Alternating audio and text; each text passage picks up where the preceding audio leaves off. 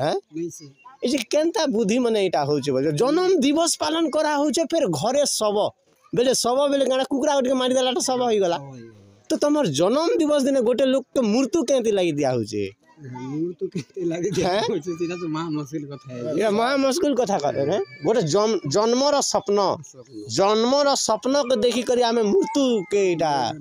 स्वागतम करू छी की प्रकार चलन माने इटा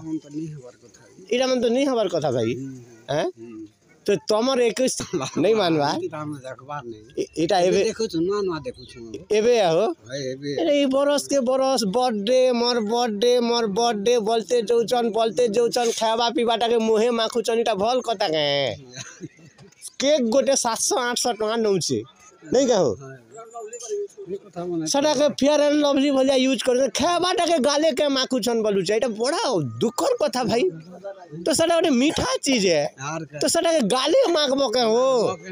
हैं पेट पुट से हवा हो गाले नहीं से गोटे खावा जिनिस 600-700 टका जिनिस 1200-1300 टका जिनिस है सदा खावा जिनिस है सदा के काटबाटा गोटे आनंदर कथा ठीक है तो सदा प्रसाद रूपे सबू के देले नहीं हता इटा गाले माखी करी घोसा घोसी ही दउचन जे बने जन्म दिवस मानु